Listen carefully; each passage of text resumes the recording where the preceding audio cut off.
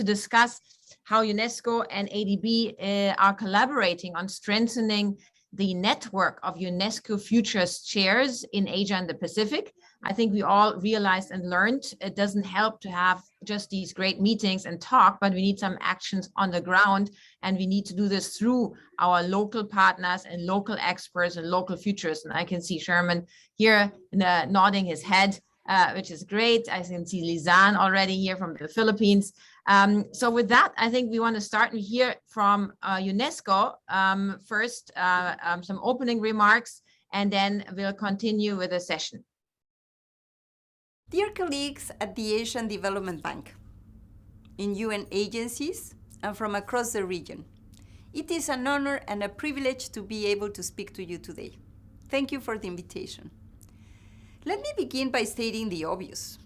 If we are unable to learn through change, the topic of this Knowledge Forum, humanity will not survive. One strong message after another makes this clear. The threat of climate extinction, the devastation inflicted by COVID-19, the deepening inequalities and rivalries between and across nation states that are tearing us apart. But there is more. We need to be able to learn from changes that inflict pain and suffering, but we also need to be able to learn from those changes that make good on our aspirations. The changes that eliminate oppression, the changes that enable well-being for all. And the bottom line is that we must be able to learn from change. This is our only hope. And yet, even with this paramount need, we continue to fall short. This puts this challenge in historical perspective. And let me bring a short excerpt of a speech given by a famous French author that you know, Albert Camus, when he accepted the Nobel Prize of Literature in 1957. Each generation, and I quote, doubtless feels called upon to reform the world. Mine knows that it will not reform it, but its task is perhaps even greater. It consists in preventing the world from destroying itself. Of course, he was speaking during the depths of the Cold War. He was frightened by the atomic bomb. He was warning on the danger of yet another world war. Right now, even though the possibility of a nuclear annihilation remains, we are acutely aware of many other threats. We know that our societies are being torn apart by fear of change and fear of the difference that change brings. Inequality, the digital divide, COVID-19 shocks, climate catastrophes, all point to the need to learn to change. And change is the only certainty. But if we are so clear about it, what is stopping us when our very survival depends on being better able to learn from change? At UNESCO, we do not have the answers, but we have some suggestions that might help us cope with this. For us, it is time for humanity to become futures literate. Futures literacy is overarching human capacity that has been documented and promoted by UNESCO. Futures literacy can be compared to reading and writing literacy. Both are anchored in basic human capabilities. Reading and writing augments humanity's linguistic skills.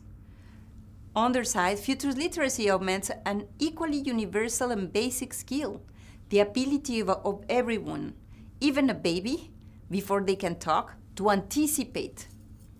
Think of it this way. No one can visit the future. There is no evidence that can be gathered from the future. What we can do is to observe and understand better, much better, why and how we imagine the future. In other words, why and how we anticipate. By gaining a better understanding of the origins and impact of our expectations about the future, we become better able to put the immense power of the human imagination to good use. Now more than ever, we must understand better how the futures we imagine influence what we see, what we do, what we think, and crucially, what it means to be human today. This is what futures literacy is all about. Founded on the science of anticipation, It entails the study and mastery of a capability that is available to everyone, from the young person discovering new opportunities to the CEO attempting to find outside-the-box strategic options. Enhancing our capacity to imagine the future has immense payoffs. But first and foremost, it makes it easier to learn from change. By becoming more adept at grasping the motivations and sources behind the futures we imagine, that is, by becoming more futures literate, we become significantly better able to learn from the many different kinds of change that are constantly taking place all around us. The need to develop this capacity is made evident by the global network of practitioners and researchers mobilized by the social and human science sector of UNESCO that I'm proud to lead. Working closely with partners from around the world, our innovative team has demonstrated that futures literacy makes it easier to understand change. When a young person in Egypt is offered an opportunity to explore future of well-being, they discover new ways of understanding today's changes. The menu of potential actions grows, emerging from unexpected sources, going to novel directions. When the Prime Minister's office in Uruguay dives into the rich field of cultural futures, they expose new avenues for action that were hidden by yesterday's image of tomorrow. New horizons shed light on new pathways, alternative starting points arising from previously unimagined endpoints. When a Syrian refugee in Lebanon or a UN agency pursuing disaster risk reduction in Indonesia, or a group of innovators in Kenya, or any other community that builds up their ability to use the future, finds out what is the future they want to shape and what they see and do right now to shape it. Let me repeat this point.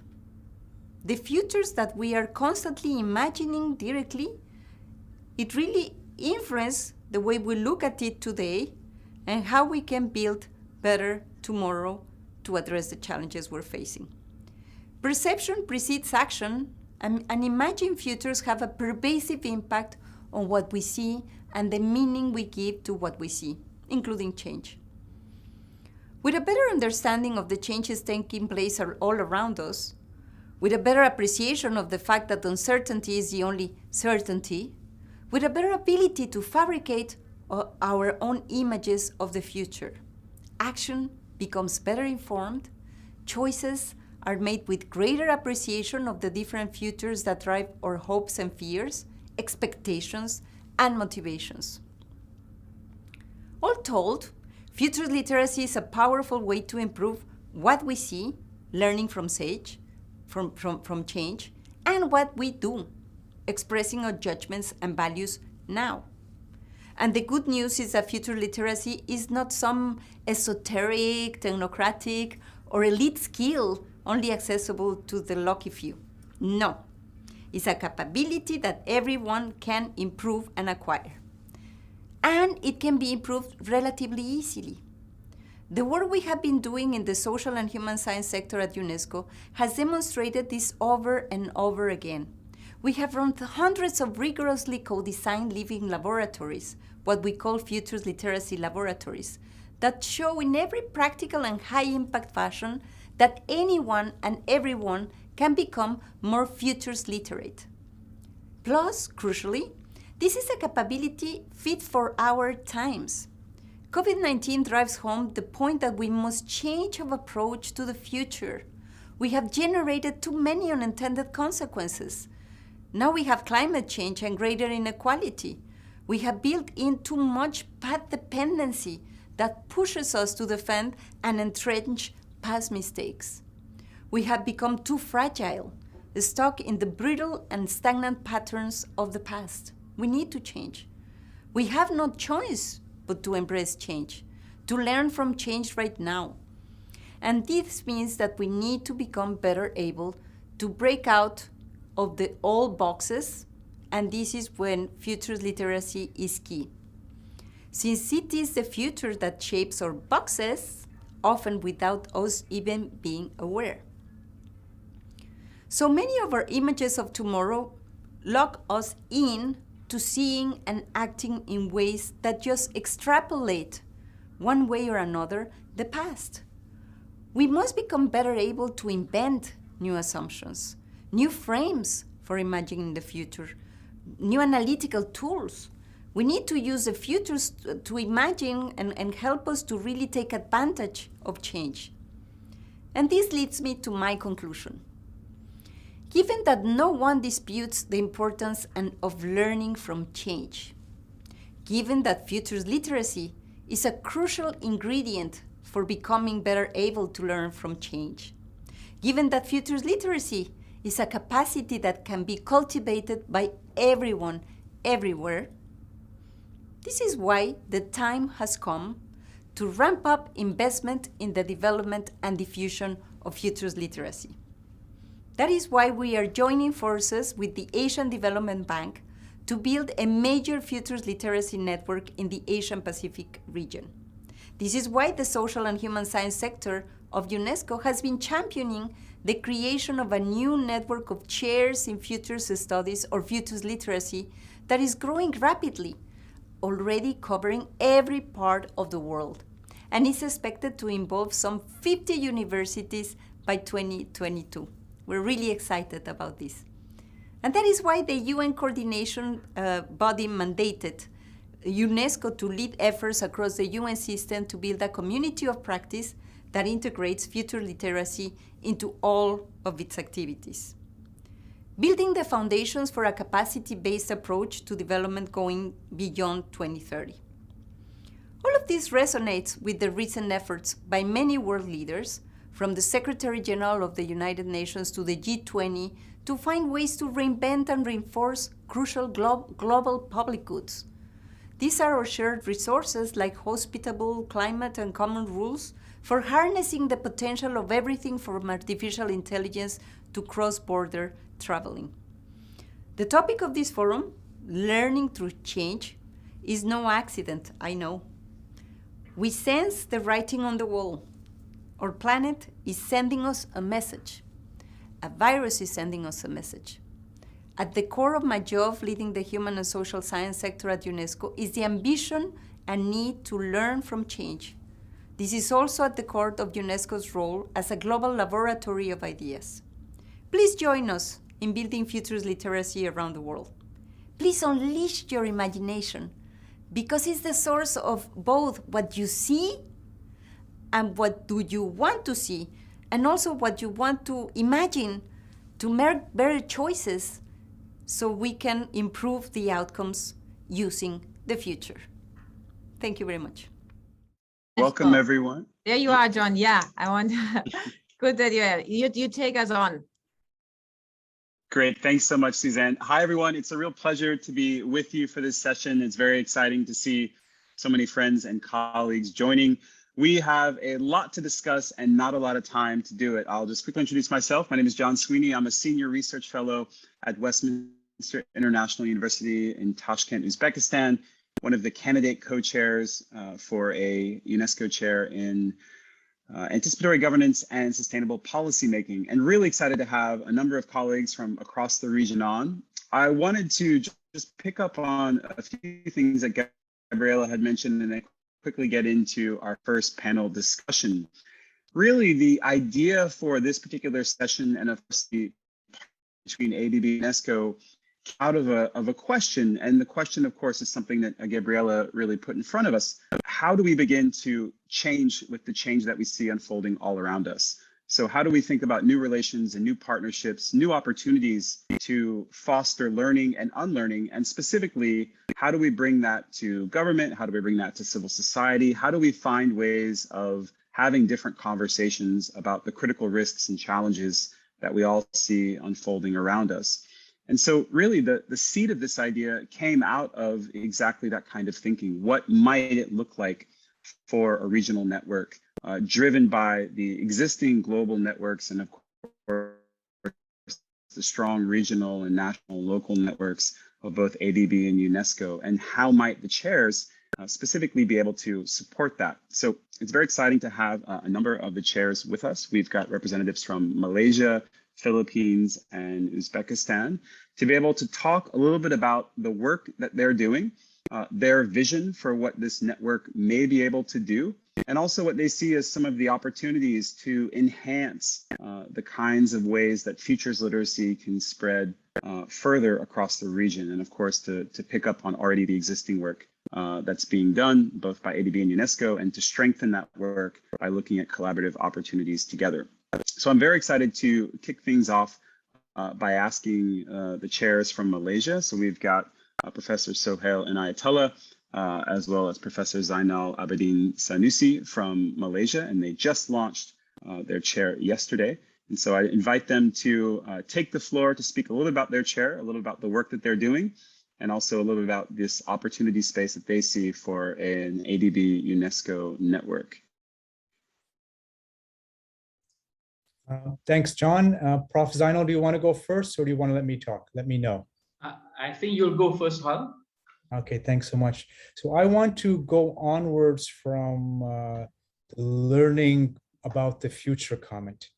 In our case, the last 4 years, the UNESCO chair was at USIM. It's now switched to Zainal's Center for Sustainability and Well-being. But I think the point we almost forget, the learning is not so simple. So in our work, we talk about zero loop learning, where you present information to a DG, a minister, or prime minister, and they don't hear it because they don't have a framework. So it's just data.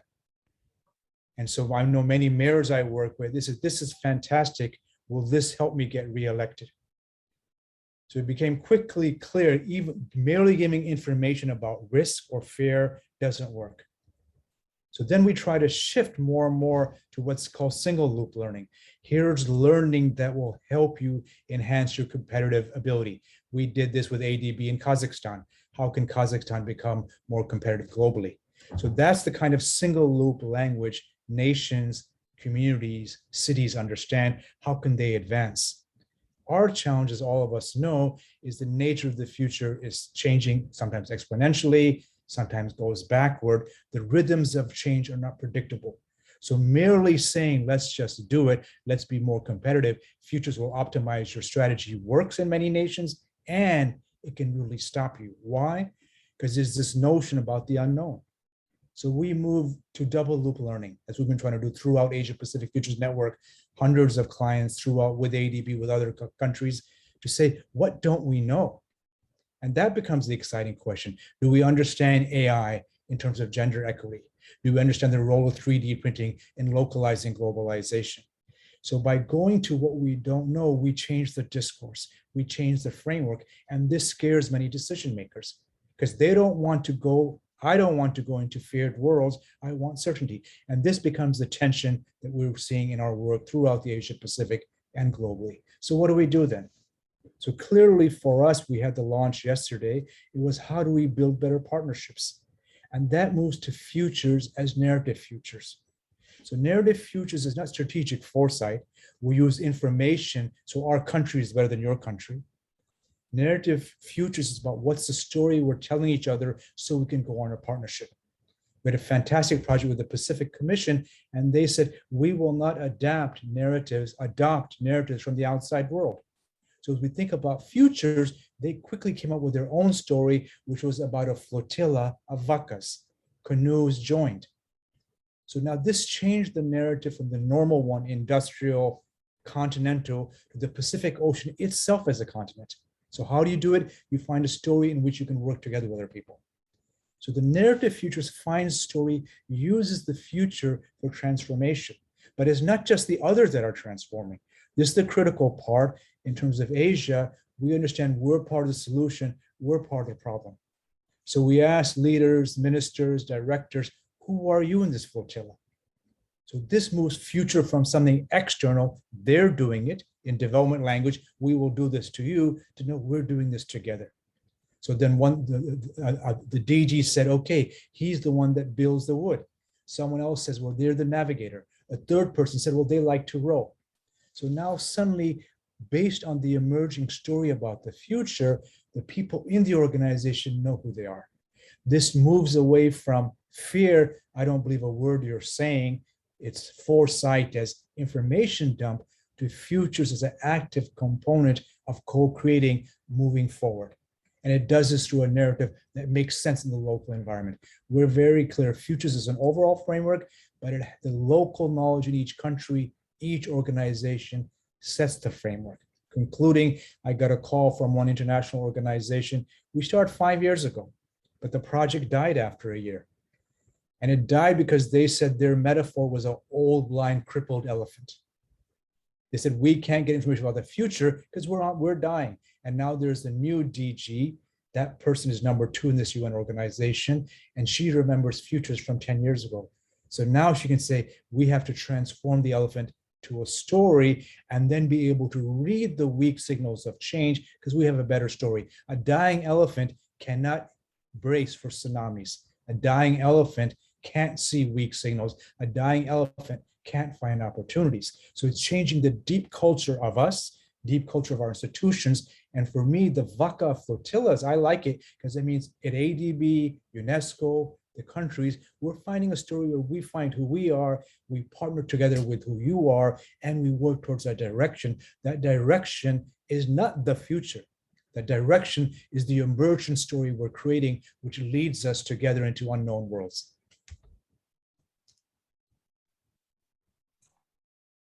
Thanks so much, Sohail. Zainal, did you want to jump in as well? Yeah, okay, all right.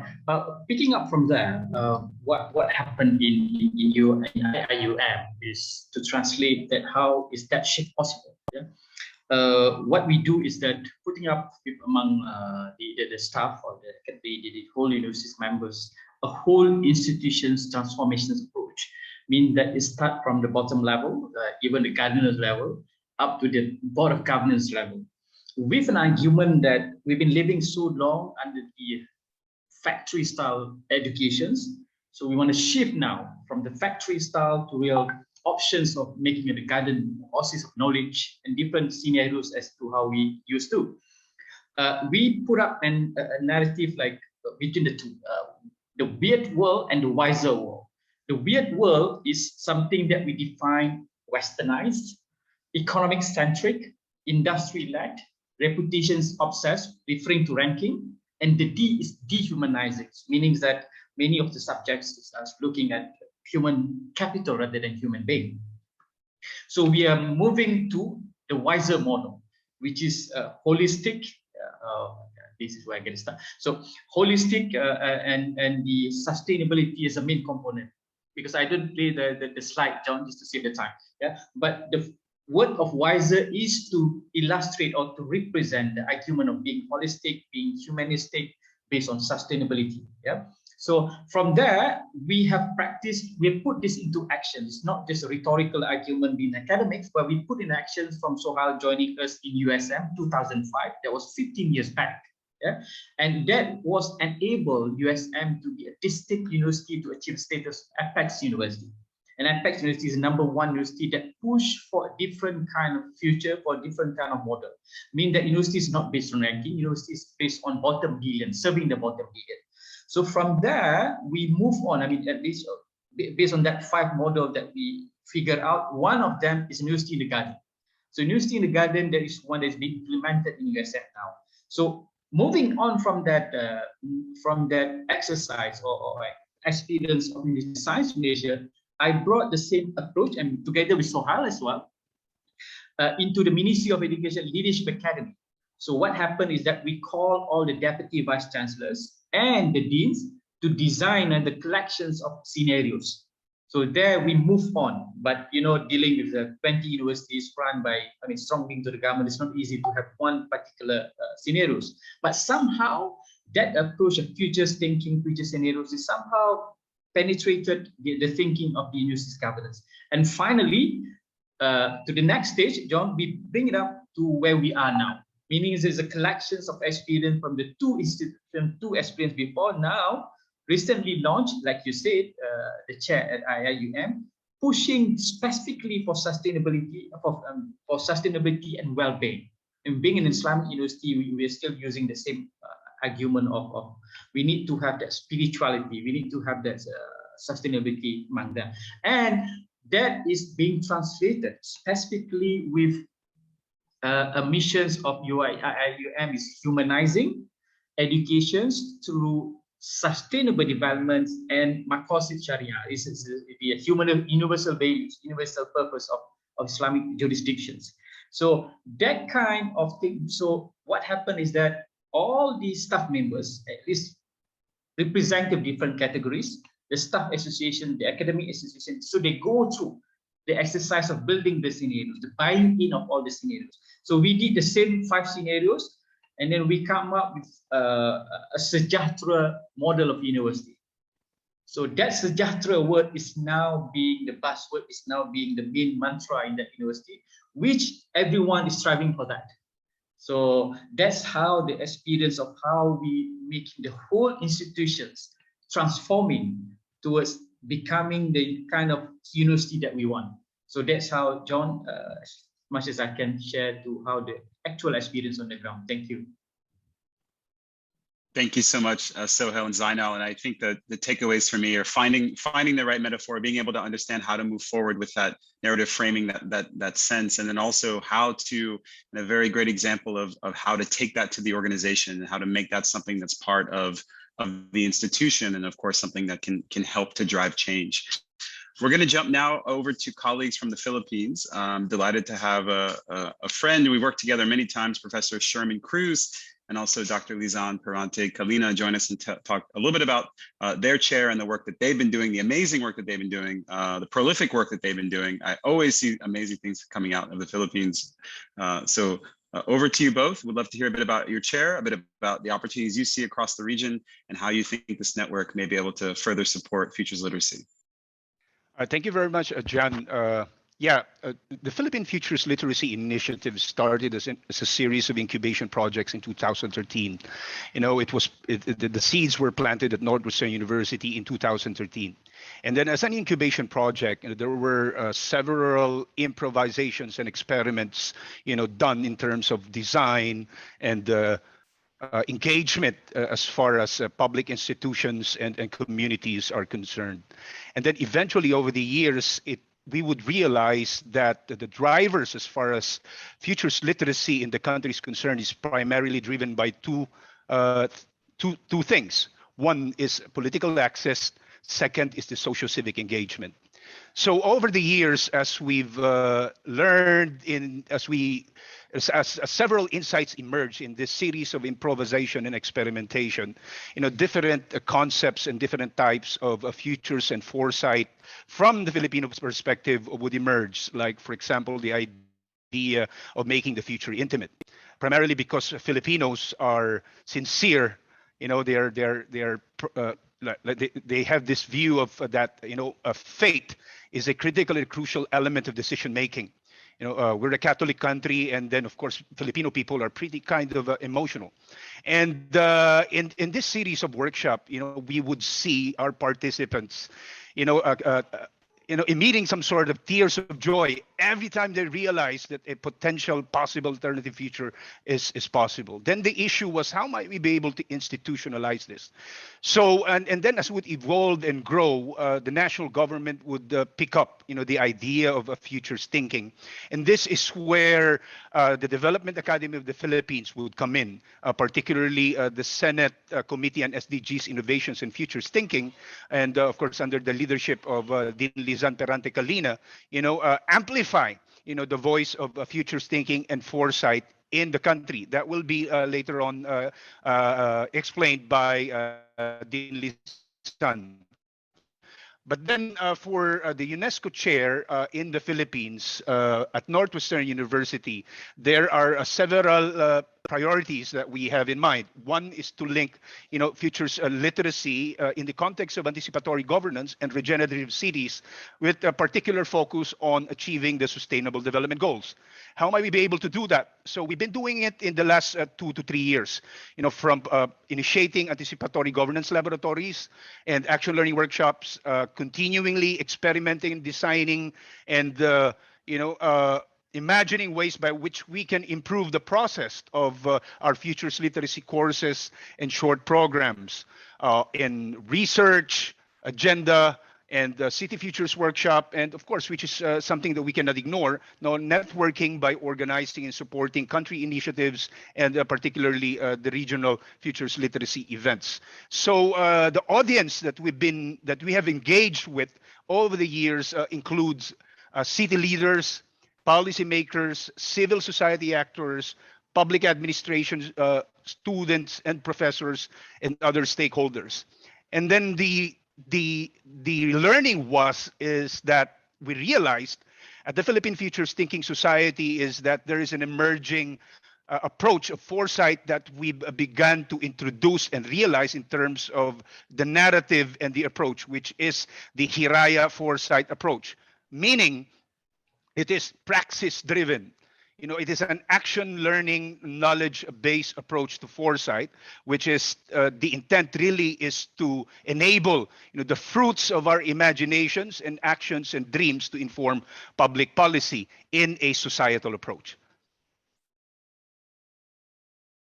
Yeah. Dean Lizan. Yeah, thank you, Sherman. Yeah, thank you, John. Sorry, I can just switch on my video. Well, anyway, taking off from what Sherman mentioned earlier about the gains on introducing features literacy years ago, just last year or 2019, when we introduced the Philippine Futures Thinking Society together with the Development Academy of the Philippines Graduate School of Public and Development Management, and also the Senate Committee, we saw so much excitement from our stakeholders coming from different sectors of the society. We introduced this through knowledge co-creation, and I would like to take off from what Sohail mentioned, that knowledge that creates action that changes us all. I really believe in this because for more than 15 months, when we introduced futures literacy in the country, we saw a sort of movement. We saw interest, we saw passion and commitment from different stakeholders, from state universities and colleges, from local government units, including national government agencies, and also our policymakers. So that's why Sherman mentioned about political access as well as societal access. So it's really a movement that the interest is coming from the ground, not really from the government. And the government right now is really interested on how to operationalize and how to make futures thinking and futures literacy as a handle in decision making. So earlier on, we introduced Hiraya foresight as we indigenous foresight and futures thinking. We introduced that with the local government officials, particularly with the Department of Interior and Local Government as the lead agency in really promoting local governance. And in 2022, we will be implementing the Mandanas ruling, which is, of course, increasing the financial capacity or funds of the local government units. And they are really interested in using futures thinking and futures literacy. So the work that we are doing now is gaining interest and commitment. And we see that we are already on our second stage, because the first stage was the democratization of futures thinking in the Philippines. The second stage is on deepening it. And the third phase is on the institutionalization. So on the institutionalization part, we are about to introduce a master's degree in futures thinking, because we started with a certificate course and we produce 100 plus students for just less than a year. We are already on our fourth batch next year. And the master's degree program would really lead us to the institutionalization, wherein we will be able to train our next leaders, because we will be on the election period. We will be having new set of leaders come 2022. And likewise, the Senate, the government is funding research activities on SDGs using futures thinking lens. So this kind of acceptance would really lead us to the institutionalization of futures thinking. And likewise, we have a draft bill already on creating a national academy on foresight or anticipatory governance, whatever will be the right title for that bill. And this National Academy is somehow autonomous, so that we will be able to extend our elbows in really introducing innovations in the political administrative system. So far, I would say that the introduction of Futures Literacy Program in the Philippines is an exciting work for all of us Filipinos. So that's it for me, John. Thank you. Yeah, just a quick response to Susan's question. There are three national government agencies that have started their institutionalization program. One is the Department of Health, which is the institutionalization of strategic foresight into the institution, and they're using futures and foresight to reimagine the future of universal healthcare by 2040. And then the result of that scenario will inform policy debates and agenda setting for DOH. Another one is the Department of Interior Local Government, which is the implications of the Mandanas ruling about trying to rethink and build scenarios now on how might devolution and decentralization look like in a post-Mandanas ruling scenario. And other than that, of course, is also the TESDA. So the TESDA recently connected with us with Dean Lizan, and they're interested in building an institutional framework for TESDA as well. Yeah, John, very quickly, I just want to put it on record that we are really embedding futures thinking of futures literacy across programs at the DAP graduate school. So we have the youth, we have the private sector as well, and the military sector. So we will be creating scenario sessions with our military officers next month. Thank you. Great. Thank you so much, Sherman and Lizan. It's really exciting to hear about all the cross-government work that you've been doing. And of course, having impact at different level and different scale, and really working, as you said, to embed this across government. We're gonna keep things moving. We're gonna jump over to colleagues from Westminster International University in Tashkent. We've got both Pete and Ikram joining us to talk a little bit about the work that is really just getting going. Of course, we're still in the candidate stage, but really excited to have an example from Central Asia as well, which is not always included when we talk about Asia Pacific and have events like this. So Ikram and Pete, over to you both.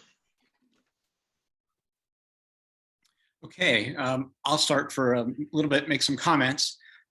Sherman, I'm inspired by you. I used to teach at the same university in policy analysis and methods. And my thesis was actually on composite dialogues and transformation during devolution, as old as it might be.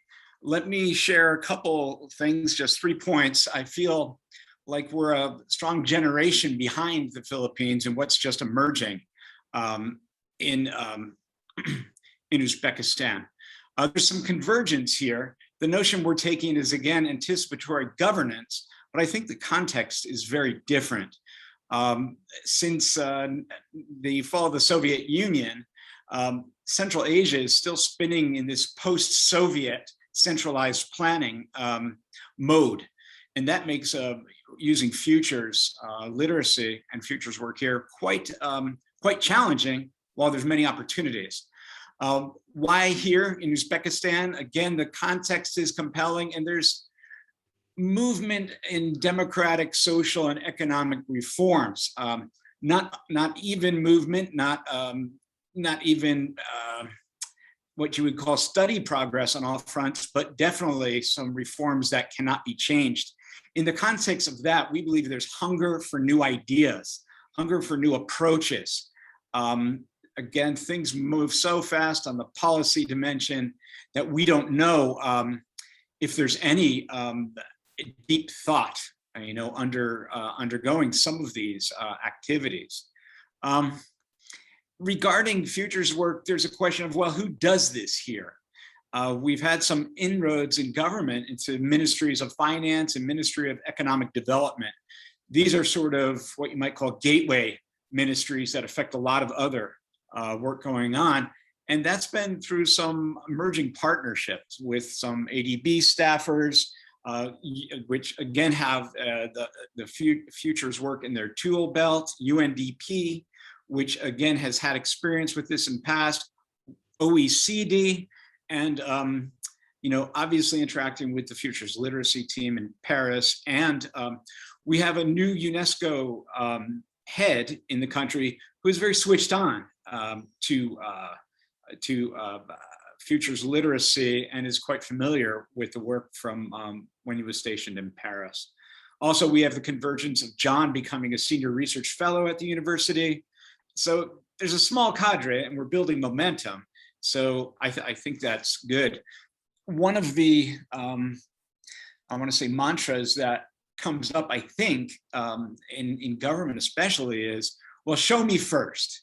Give us some success stories about using futures here in Uzbekistan. So we have a number of development projects, one sponsored by UNFPA on gender-based violence, FAO looking at prices and markets, OECD looking at green recovery post-COVID, and EU looking at knowledge systems from the national to the village level to the national level. So the question is, if these are not specifically futures projects, how do we get our foot in the door and create experiences within? So I think our strategy is to both begin and end with futures work in these efforts. So create some expectations in the beginning, some familiarity, and end with anticipation of what could be, by encouraging imaginations and helping the participants to generate alternatives beyond business as usual, beyond just the normal strategic planning cycles. So I don't know if this makes sense, but definitely a work in progress. And I don't know, Ikram, do you want to make some comments on Uzbekistan? And thank you very much, Peter. Thank you, colleagues, having me in this forum. So Uzbekistan, as you know, is a young independent country. We are only 30 years of independence, and now current government are doing very good reforms, namely in education. For example, the number of higher education institutions been increased twice for past 5 years, and enrollment for the higher education also increased more than twice. Then the government having good reforms for all areas and giving opportunities for our people to grow, and with support of international organizations, including UNESCO, ADB, World Bank, and many others. And as an educator, I would like to highlight about the education. And one of the big initiatives of the current government is to have Uzbekistan third renaissance. You might know that Uzbekistan territory in the past having 2 renaissance in the middle centuries. Now government striving to have third renaissance. So education is one of the key pillars to achieve that such a goal in Uzbekistan. And government also increasing the funding for education, science, and also research. And many institutions been established by collaborating with international universities, top-ranking universities, and also having good collaboration with international organizations, organizing several conferences and collaborative research and projects. And I believe we in the near future we will achieve that big goal of the government, having our third renaissance in education. Not only education, and as I said, education is one of the pillars. And now what kind of problems, issues we may have in Uzbekistan is the number of institutions are increasing, but we need more expertise in higher level, I mean PhD and higher level, in order to feed that institutions. Just increasing number of institutions, it would be not enough. We also need to pay attention to the high qualified expertise. That's why in our institution example, we are hiring many international colleagues from all over the world. Currently, we have 1/3 of our colleagues are international. That's why our other local institutions also striving to do more collaborative work in order to strengthen our research capacity and capability. Thank you so much, Ikram and Pete.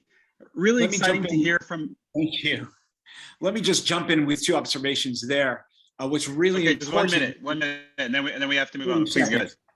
The demographic note with the enormous youth population, I believe 30% now under 20 in the country, and the opportunity that education reform brings to do things differently. So that to me is a renaissance driven by young people and driven by new ways of education. That's all, thanks. Great, thanks so much, Pete and Ikram. It's really exciting to hear from all the chairs. And of course, we have, starting from Malaysia, a rich history, a lot of dynamism, but a real sense of what works and how it's being put into place. And of course, as we heard in the Philippines, lots of adoption now. We're seeing acceleration, we're seeing integration. And of course, in Uzbekistan, really seeds being planted, really sort of early stages, being able to create the opportunity for transformation. We are going to move on in the program, but I'll ask all of the panelists from that session to put into the chat, when you think about the opportunities for a network, for ADB and UNESCO to collaborate and to help to support this network, what are the resources that you need? What are the resources that you see as being critical to the success of a joint ADB UNESCO network focusing on further futures literacy across the region? And again, if we could put that in the chat, that would be great. We'd love to also have further questions in the chat, and I'll invite everyone to continue to put those in. We're going to shift now into the next session, which is a transition in future studies. What brings ADB and UNESCO together? Really excited to have Suzanne and Arndt from ADB, and also Riel, the head of Futures Literacy in UNESCO, and very excited also to have Dr. Julius Gatune, the UNESCO Chair in Kenya for Socio-Technical and Anticipatory Systems, joining us for this particular session. So I'm going to share my screen. I believe we've got some slides for Suzanne and Arndt. And Suzanne and Arndt, we will toss it over to you. Yeah, thank you. And while you share the slides, and I think you can go directly to the first one, maybe we need to explain what brings us together. I mean, that's your question also. I mean, we are a development bank, right? So we have projects, we provide financing for development projects, for programs, also to some extent, policy-based lending. And at that level, we already it's already decided what needs to be done. So we need to have partners who help us shape upstream how and with what kind of tools developing member countries engage with us.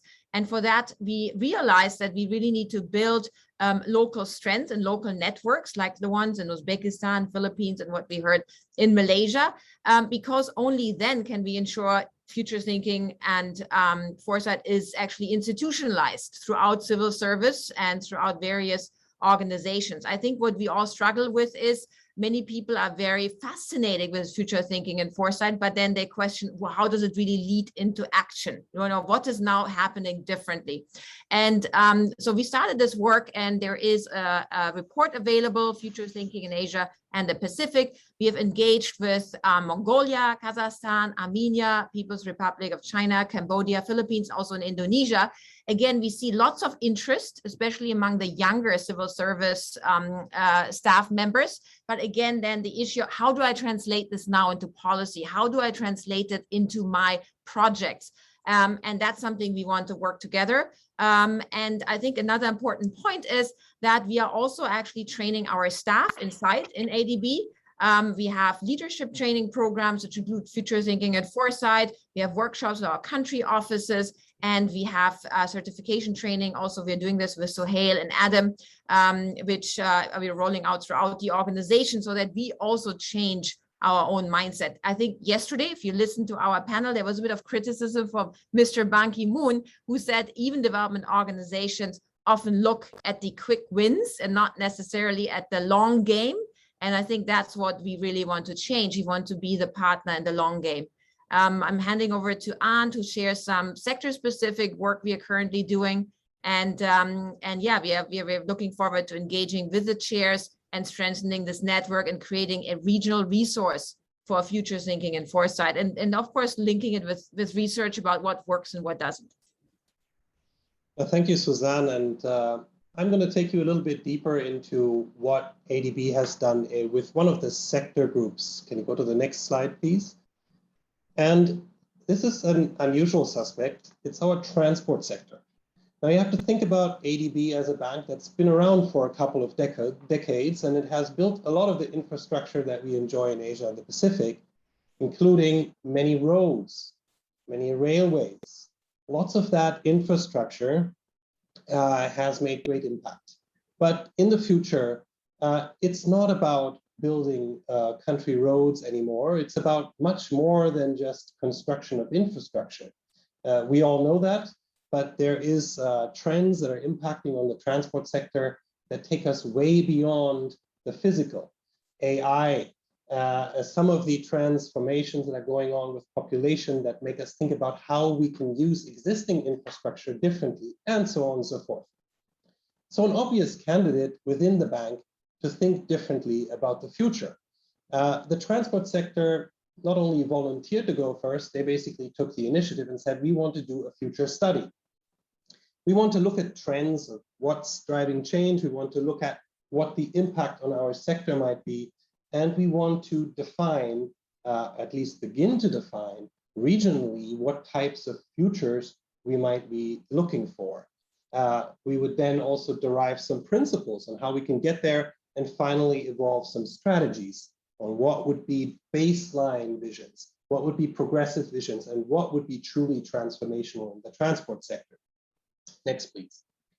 In about a month's time, I hope all the work on the layout and everything else will be done on this report, and that'll be a regional study that we did together with our partners at ARUP, which is a transport or technical consulting company that works globally. We partnered to really dig deep into what these trends are and to evolve something that could inform that future work.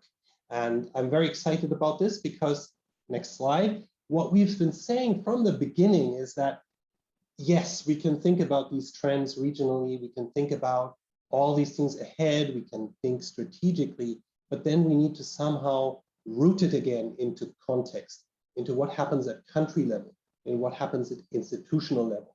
And so for that purpose, what we've evolved, next please, is a accompanying product, which is kind of a playbook for people. They can read the report, get inspired about what's happening in the region, and then take it down one notch, land it, if you want, into country context, and think about what this all means for their specific projects, for their strategies at country level.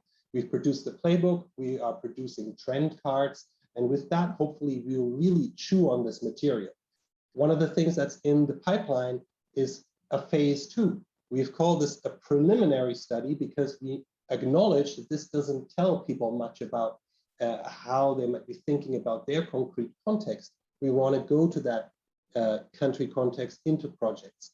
So what's on the cards next is a project where we will be looking specifically at the digitalization of urban transport in Indonesia, and also more strategically within 2 of our member countries in the Pacific, taking this into the very peculiar situations that small island development states find themselves in, because their transport really does look different from many other parts in Asia and the Pacific. This is an example of one of our sectors going really into the thick of foresight work. It's been going on for about a year, very participatory, involving lots of different groups in ADB and even involving training. And we hope that in the future, when we have partnerships like the one with UNESCO, we can count on our partners at country level to really work with us and digest this information, but also evolve it and bring in lots more ideas that are contextual and can inform our work. Thanks.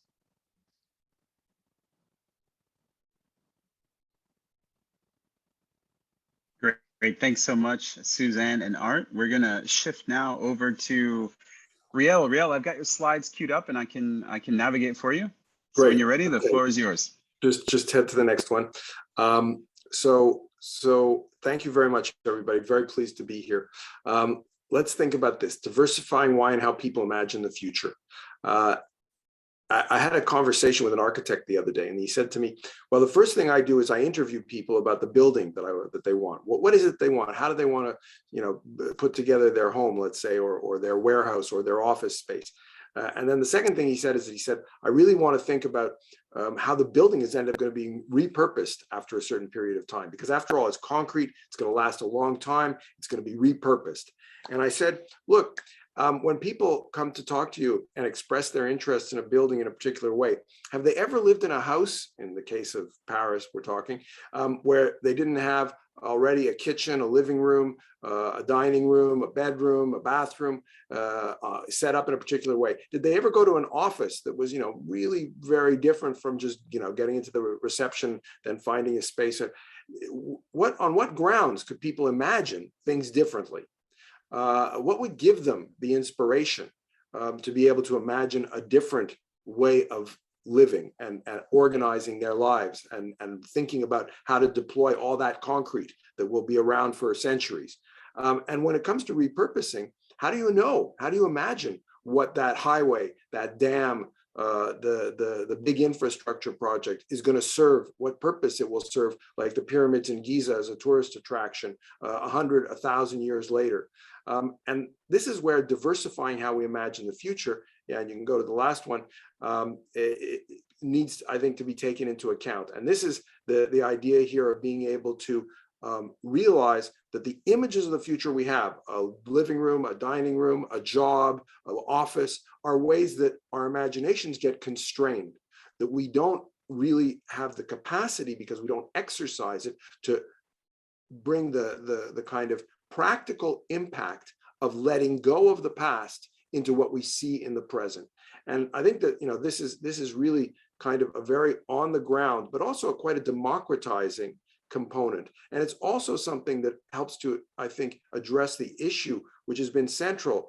Go to the next slide. That we've been struggling with around the world, which is how to get people to understand their own anticipatory assumptions, how to get them to have a relationship to the school you're building there. Well, you're building the school there and you're putting in all this beautiful building, and you think of it because it's a stepping stone for your children.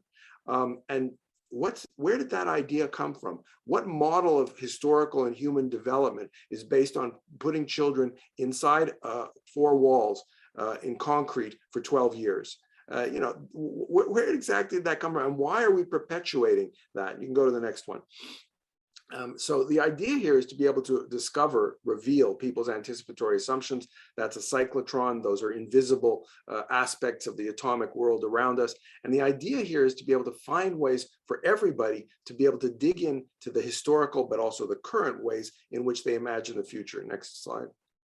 Yeah, making the invisible visible. Strategic foresight or futures, helps us to plan. And I think it's a very powerful tool for planning. Everybody knows about it, and we can obviously do it much better. But since 2012, we've been running these labs, and the ADG, Gabriela Ramos, made reference to it, the Assistant Director General, that this diversity of reasons and methods that humans use for imagining the future is something that's hugely powerful. Next slide, John.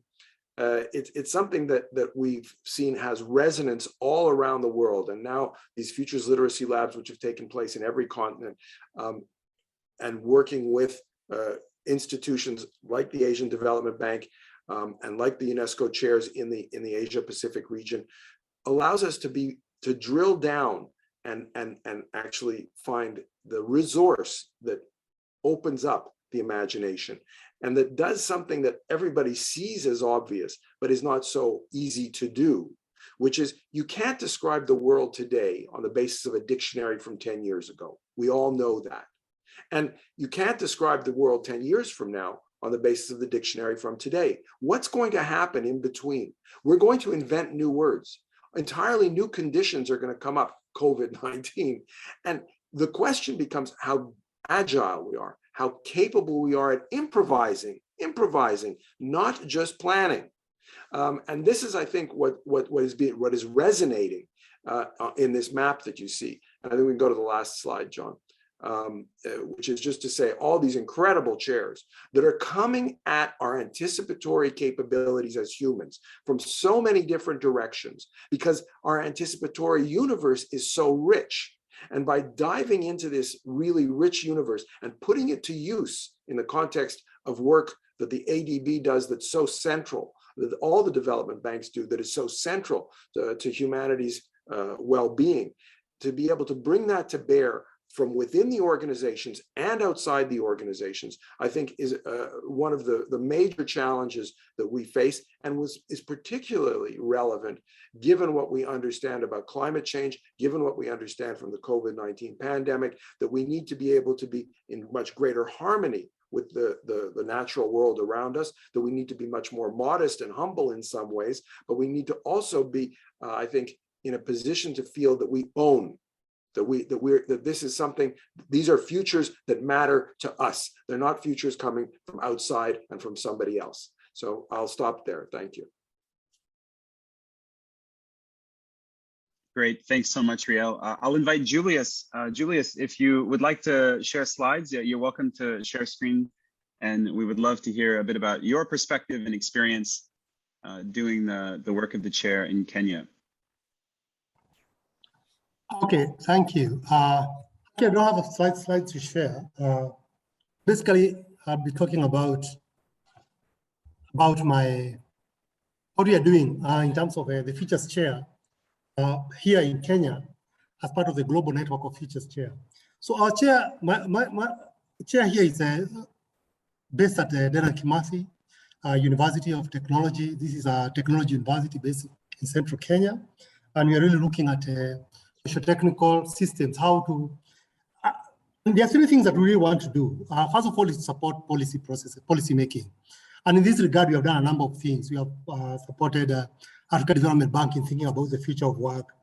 We are supporting Nigeria as a country to think about Nigerian futures, because Nigeria has been going through a lot of challenges, and UNDP supported a program to do there. I also currently finishing some work on industrialization features for the SADC, and also have just finished a thought piece on for UNIDO on thinking about informal sector, because we know we have huge informal sectors. How are they go? I mean, first of the ongoing Industry 4.4, fourth industrial revolution, what does it mean for that, and how do we start helping them? Because obviously there are a lot of opportunities. So in that sense, we are trying to support policymakers to think more creatively of how to improve better features. But also the other thing we are really also trying to do is just embed features literacy. As I've been said, this is a new capability, and we want people to have it. So on one hand, we are trying to develop a program within the university and also across other universities to start making features literacy become part of embedded in curricula, so that either people initially want researchers to start going into that. If your people are doing research, maybe to go do an FLL workshop. So even as they think of a problem, they can start thinking of a problem in a different way, so that the research is more anticipatory. And also we are also supporting Africa Academy, PARA, which is a Pan-African organization supporting agriculture research, is actually creating a foresight academy, and is going to have a number of nodes to help people, again, to also to support researchers to be more anticipatory, but also to create a community of practice. So we have been doing this, and also with the UNESCO office here, we're also doing a lot of work in terms of doing FLL workshops with two objectives. First of all, is really to create knowledge. For example, we have done a workshop on reimagining innovation. We're also doing something we have also done with the youth and future of work. Just we have policymakers, but also at the same time, these have been training workshops, because we're also trying to build a community of practice. As you know, if you're going to have an impact, then you have to have people who have these skills. So we are doing a lot of work in terms of building a strong community of practice. But right now we have been supported by UNESCO, there's the office in Paris, but also other nodes. This is part of a global network. The idea is really to also, we also talk to other people, but we also want to develop a community of practice to basically help spread the future literacy, but also be part of the global network that we are part of, to also support others. And also interesting, and I think Sohail mentioned it, the whole idea of trying to make features less abstract. So you have really thought about that. How do you bring features to the level where people don't get scared and start thinking, oh, this is something quite abstract? We have been doing something interesting in terms of how to recover that anticipatory posture. Because if you look at our languages and our culture and how people traditionally made decisions and how people traditionally interacted, there was a very strong use of proverbs and sayings and idioms and such. And if you look at some of those, you could see a lot of embedded language in terms of anticipation and in terms of warning people, in terms of helping you to think of differently, things change and so on and so on. So in a way, we would want to start bringing that back to see how can we help people to understand, yes, much of this is a formalization process. Anticipation is not something new. Society has done it in different ways. And in the past, this is how it was done. Then that starts helping us actually bring features more to the community level. Because the interesting part of this, the university, is that it was actually a community project. The people there decided to put a small technical college because they were basically coffee farmers and wanted to see how they can put on some skills. So it became a small community college, we went to a technical, and then finally became a technology university. So in a way, we are a product, as a university, we are a product of anticipation. And we start wanting to see how do we go back and start now going back to the same community and start seeing how do we then empower them, because they have that power actually and they had it. We're just trying to more formalize it. So bring that features to the ground level. So that's basically what we are doing. And as I said, we are part of a global community and we are looking forward to support. And actually we have had talks with Sohail and other nodes in Asia to see how we share and how we bring all what we learn and what they learn to be part of this global community. Maybe that's also my initial remarks. Thank you.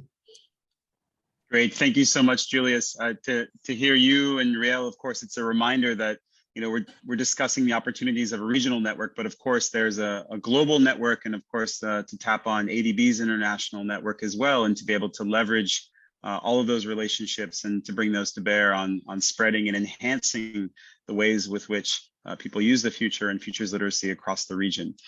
We've got about 10 minutes left. We initially had slotted a little bit more time for question and answer, but it was really great to hear from all of the rich experiences.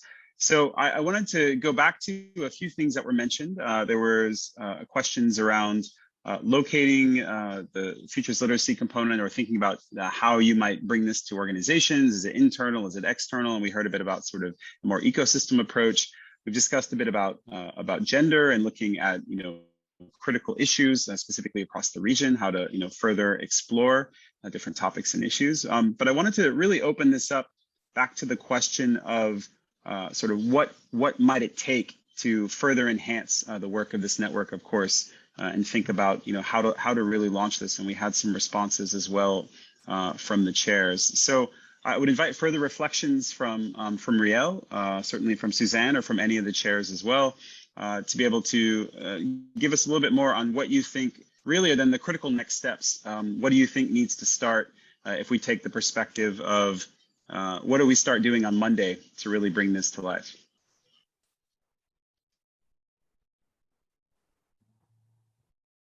Go ahead, Suzanne. Yeah, I mean, your question on what we do on Monday and what we expect from this network is really, I think that we carve out work plans, a work plan for this regional network of chairs in a participatory approach, and identify maybe experimentations or certain projects where we can understand better how foresight and future thinking actually leads to policy decision or to changes in development. And then capture those and share them across this network and hopefully inspire others. So we see this network as a conduit between these different chairs, and hopefully also the colleagues from Kenya across other regions. I mean, that's where UNESCO's role then, of course, also comes in as a global organization. I'll just pick up from Suzanne on this, and I think these are really fundamental points. And when I say 110 or something futures literacy labs, and Julius makes reference and Arndt makes reference to the transport work that they're doing with ARP, what we see there is, in a sense, this effort to unpack the anticipatory kind of premises. And in the questions that were put in the chat about, what do you do with the issues around biospheres or, the Belt and Road Initiative, and how do you embed it into that? It's really at a very practical level, as Arndt was suggesting, with playbooks and with the exploration of people's stories. And I think that the challenge in some senses today, in terms of that integration into the work of the ADB, into the work of UNESCO, into the work of other development banks around the world, is at a very practical level of what Julius was saying. How do we make this something that people can relate to themselves, that they can tell the story themselves? And I mean, it might sound not all that glorious or, grand, but really it's a big job. I mean, it takes considerable effort because it's hands-on. It's learning voyages. And we just need to think of any kid or any person who's going to be learning something. You don't say to them, well, you heard that you want to know this. Now you know it. It doesn't work that way.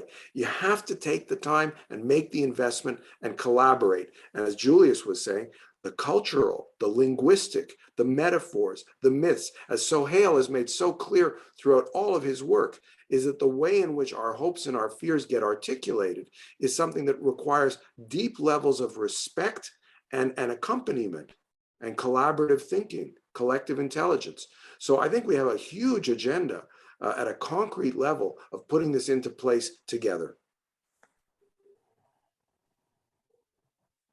Thanks, Suzanne and Riel. I think as I hear you speak, we get oftentimes, and this is certainly one of the drives that we hear on the government side, is this, give me the insight, give me the product. And I think one of the strong narratives to come out of this is, the process is the product, and being able to take and to foster that journey, being able to create the conditions, for seeding change and transformation. And then also, of course, having a space, as you mentioned, Riel, for improvisation, and seeing that we have to be able to not be stuck in a mindset of forecasting the future as that's only one way to use the future, but being open to the emergent future. We've got just a few minutes left, so I would invite any final thoughts and reflections before we toss it over to Riel for the closing. So anyone else would like to jump in? I'm happy to, John, if that's okay. Yes, please. So again, as you know, how I think in terms of levels. So level one is very clear, right? Joint impact projects, processes, books, reports, conferences, workshops for ministers, prime ministers, all that stuff. We get that. Level two is really building in what ADB with Suzanne and others are doing, is moving from infrastructure towards knowledge-based solutions. So this is knowledge-based futures we want to create all over the region. And there's ways that we know people want, whether it's gender equity, health ecosystems, well-being systems, all that, we see that emerging. And every country wants knowledge advice on that. And every person wants advice on that. Now, level three is this cultural shift. Past-based, short-term, futures-based, long-term. And we have to make that link. Otherwise, there's not one decision maker that will go with us. So that's pretty clear to me. The part that I'm seeing emerges there in a partnership. Who are we? Clearly, is it an elephant and a lion? Is it two rhinos, kangaroo and a koala? So that's what's not clear here. With ADB and the chairs, we need a shared story as we partner forward. Then we get real immediate clarity who I am in this network.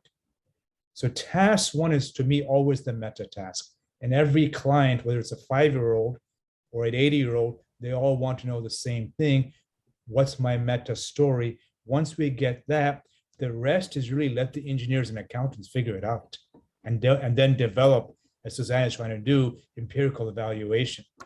So this is the part that's not clear to me. Suzanne said conduit, Rio said voyage. So I think in our few minutes, if we can throw around a few stories, and then there we go into what are some pragmatic action learning experiments we can do and find funding for. Because my experience is once the story is there, money chases you. Thanks, Sohail. Would love to have thoughts on that, and certainly we can use the chat as well. I see Arndt has raised his hand. Arndt, you wanted to jump in, but again, would encourage folks if they have ideas on what's the story to please add that into the chat. Yeah, just to share a little bit about what experience we have doing foresight in ADB, I think our HR would pride itself to say that we hire the best experts in these domains that we work in. But the best experts on, let's say, energy may not always look beyond their field to understand the full picture of futures. They'll be looking very much at their domain area knowledge. And we just can't work like that anymore. I mean, we probably never could, but we did. And so now this adjustment of realizing that we need to go way beyond has found its way into our thinking, has found its way into core debates at ADB, it's found its way into this report that we're doing. And with that, it means there's a platform for communication where you can bring, let's say, the beaver that ADB is, which is beavering away at some construction, and the owl that UNESCO is, which is in education and very wise, together to talk, and actually figure out how these two worlds can complement each other. We would immensely benefit from rooting a lot of the conversations we have about futures informed by our world from the conversations that go on in universities with youth, and we don't have that access as easily as UNESCO does.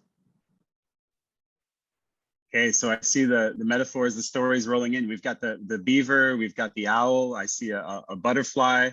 I put up, it's almost lunchtime here, the hawker stall. So what happens when a beaver, an owl, and a caterpillar walk into a hawker stall? I think that's the story that we're heading to. I think maybe if I can add something here, we've got just John, 1 minute left. I think what we really need to do, we need to link the intellectual capacity of academia and UNESCO to the practical implementation aspects of multilateral development banks. And as you know, we are also working with OECD on a foresight group for development banks, which hopefully then ensures that whatever financing comes, it considers the future. So this is hopefully what this network can also help with.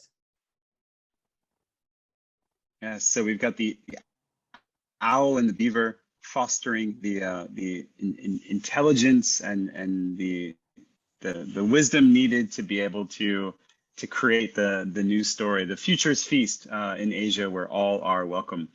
Well, I think that's a great place to land. Riel, I know we had slotted you for some sort of closing remarks in the next minute or so. Do you want to bring us home? Absolutely, and I'll keep it very, very short. I think that this is exactly what this network is about, and I think we're confronting in a way that's very positive the shift from a perspective which saw improvisation or agility, lightness as in some senses negative qualities, and something that's meant to build up a very broad-based confidence in the ability to make sense of emergence and novelty, to really reconcile ourselves as a species with a world where surprise, where change is the only certainty. And by reconciling ourselves with that, being able to continuously take advantage of the creativity of the world around us.